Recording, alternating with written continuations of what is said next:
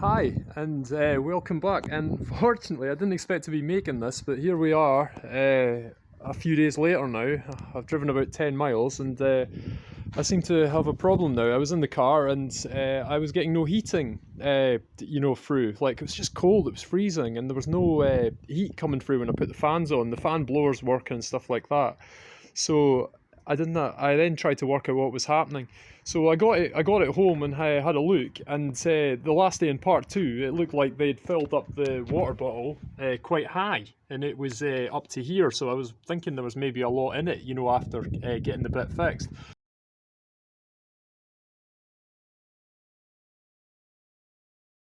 But now when we come to today, there isn't any coolant in it. And it's completely emptied. So I would imagine what must be happening is that the coolant's going through the heat exchange, but there isn't any coolant to go through the heat exchange, so hence it is remaining cold. So the question now is where has the water gone? Was the water in there in the first place? So I'm not really sure, to be honest. Was there an airlock, for example, that was in it when he filled it up? Because when I checked after getting home after 7 miles, it was still, full, that coolant. So I'm not completely sure, unfortunately, at the moment.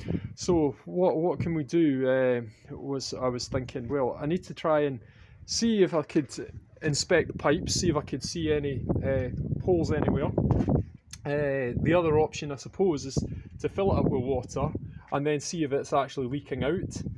So I'm debating doing that, but the problem is in this part of the world the water's very limescaley, and I don't know whether I should be putting limescaley water in. I know that soft water is normally okay, so I'm going to hold off and ask the garage about that. So the question is what can we see? I suppose the other, so I can inspect the pipes. So if I had a look at the hoses that we've got, there is that hose that goes down there, and also I noticed that if I come down here, there was a bit of coolant leaking down there. So I wondered if that's where it's leaking. I'm not sure what that part is, but it definitely, to me, looked like there was a bit of coolant. So that was one thing I was looking at. So in other words, if I go around the hoses, I could maybe inspect to see if there are any gaps, but I can't see any bar. I can see a little bit of coolant under this box here. So I don't know if that's maybe where it's fallen out or not.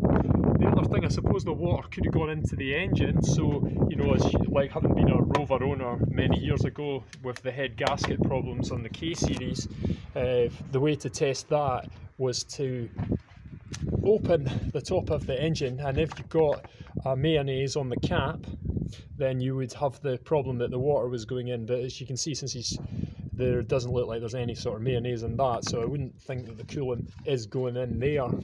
So at the moment, I think what we're going to have to do is wait for the garage. I'll ring them up, let them know, and then either go out and buy some antifreeze and just put it in, and then maybe try and drive it down the garage, or they might say just stick the water in and we'll empty it, and then we'll try and work out where it's leaking. So that's where we're up to at the moment. So unfortunately, I'll let you know what happens, but it's a bit annoying.